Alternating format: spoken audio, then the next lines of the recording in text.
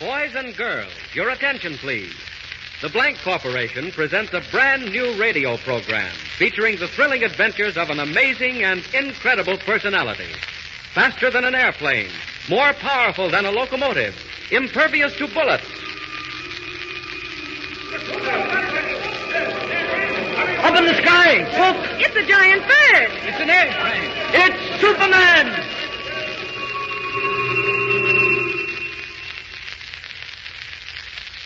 Superman, a being no larger than an ordinary man, but possessed of powers and abilities never before realized on Earth.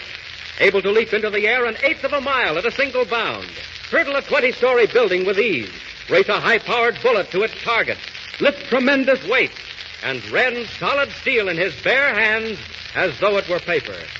Superman, strange visitor from a distant planet, champion of the oppressed, physical marvel extraordinary who has sworn to devote his existence on Earth to helping those in need.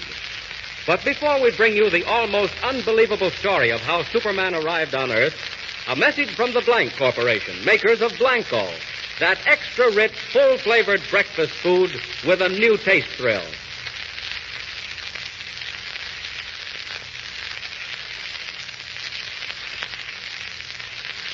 Now for the story of Superman. And as it begins, we ask you to come with us on a far journey. A journey that takes us millions of miles from Earth, where the planet Krypton burns like a green star in the endless heavens. Here civilization is far advanced. It has brought forth a race of supermen, men and women like ourselves, but advanced to the absolute peak of human perfection. As we near Krypton, we see high walls and gleaming turrets. We approach the magnificent Temple of Wisdom. There, in a great hall, Jor-El, Krypton's foremost man of science, is addressing a meeting of the planet's governing council. Attention, gentlemen. Attention. Jor-El speaks. Members of the council, I have completed my solar calculations, and much as I dread uttering these words, I have come to the conclusion Krypton is doomed.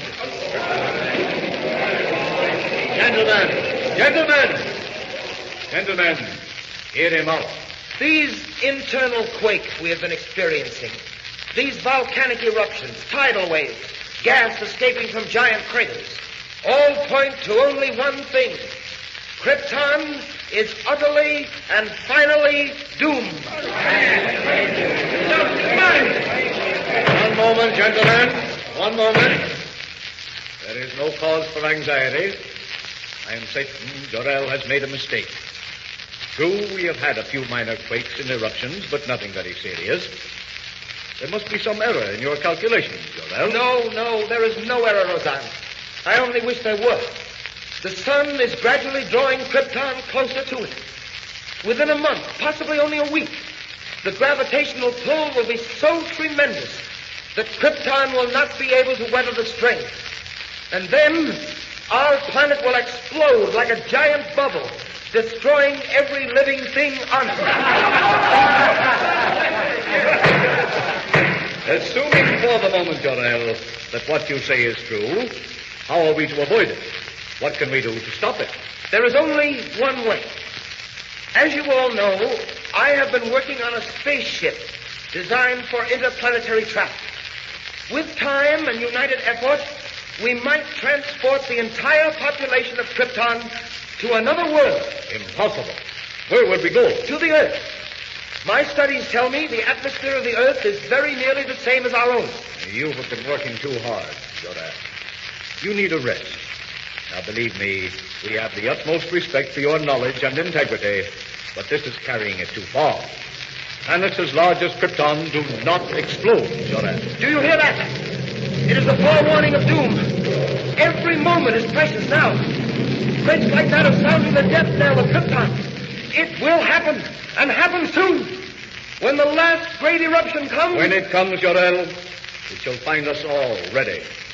If Krypton is to die, we shall die with it. The potting would be much too severe. All right. Laugh if you like, Roseanne. And you, members of the council. I have no time to laugh. My wife, Lara, and my infant son are dear to me. It is not my wish to stand by and see them destroyed. Laugh, all of you. But a time will come, and that time is perhaps very close at hand, when you will wish you had heeded the words of Jor-El. Now you think me a fool. But remember what I have said, gentlemen.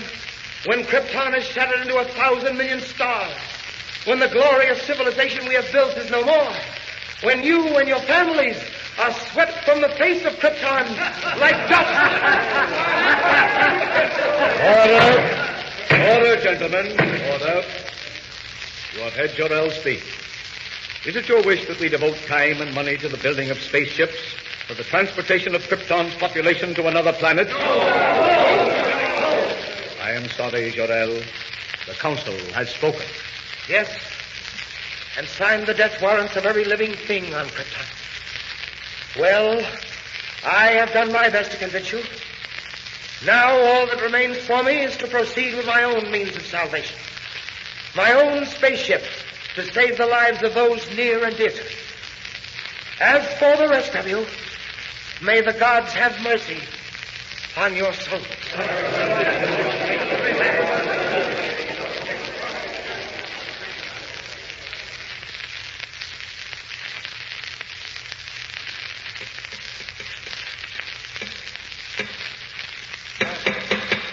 Lara, you here? I came out to take the air on the terrace. It's terribly hot all day. Is that because we're being drawn to the sun, Jor-El? Yes.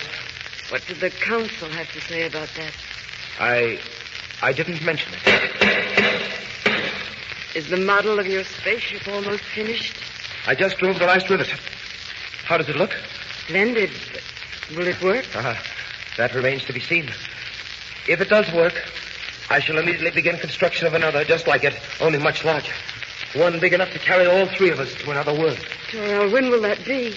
Every moment that we spend waiting and wondering... Yes, I know, Lara. It's been hard on all of us, and particularly hard on you. How is the boy? Sleeping. That quake this afternoon frightened him, but he's all right now. Can't you come in and look at him? You scarcely see him these days, what with working all hours on the spaceship model. It can't be helped, dear. I'm racing against time. Right now, I'm anxious to know whether the model will behave as I hope. How does it operate? Very simply. When all is ready, I throw this switch. That closes the circuit, and electric energy builds up pressure in the atomic generator. Then, at the final moment, the pressure forces the ship from its carrier and speeds it on its way. But where does it go? Wherever it's pointed. This one, I am directing to the planet Earth. Earth?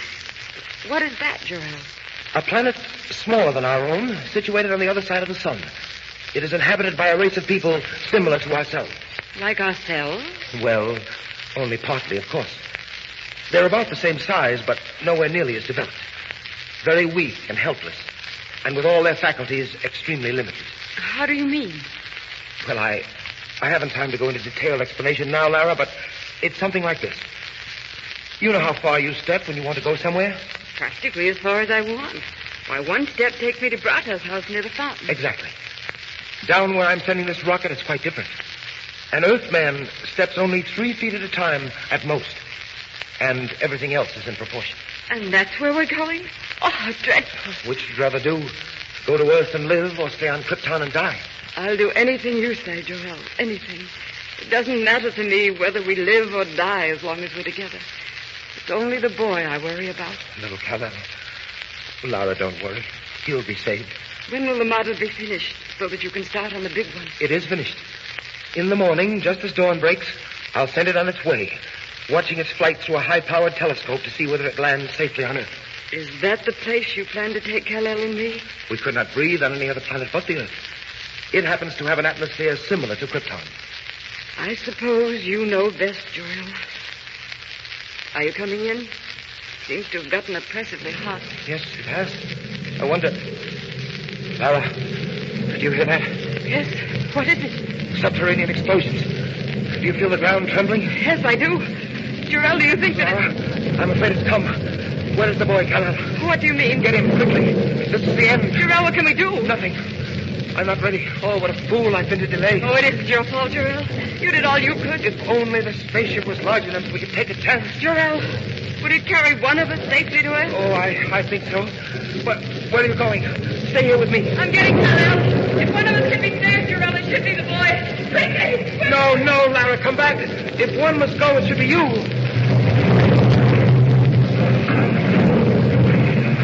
Here he is, Jarell. Still asleep. Goodbye, Kal-El. Oh, please, Lara. No, Jarell, listen to me. We both stay here.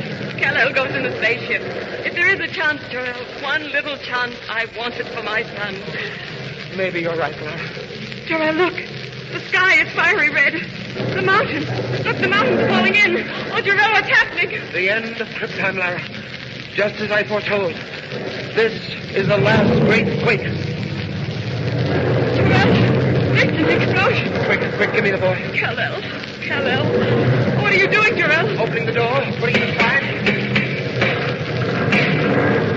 Jarell, the house is swaying. Breaking apart. Oh, look, Jarell. There. He's safe inside. Now for the switch. Stand back, Lara. Oh, Jarell, will he reach the Earth? Only the gods know. But there's a chance. The only chance. Stand back, Lara.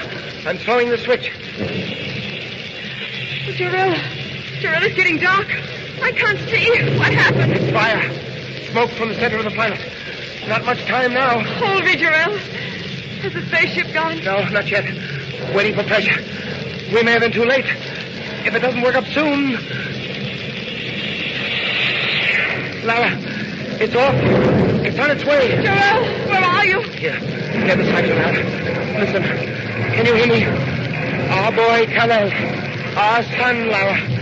He's on his way. On his way to Earth.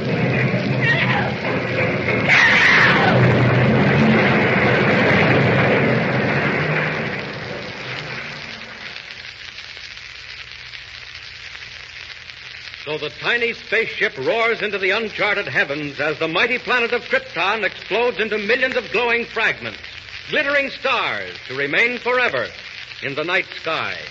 Jor-El and Lara, devoted parents of the tiny boy, perish in the giant quake that destroys Krypton. But what of the spaceship? Does it reach the Earth? Does it find its mark in all the far-flung darkness of space? Tune in tomorrow and follow the story of...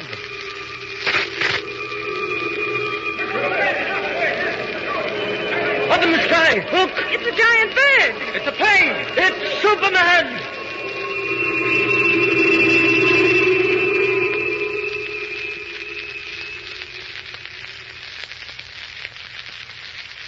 Superman. Don't forget, tomorrow, same time, same station, The Adventures of Superman. Brought to you by the Blank Corporation, makers of Blanco.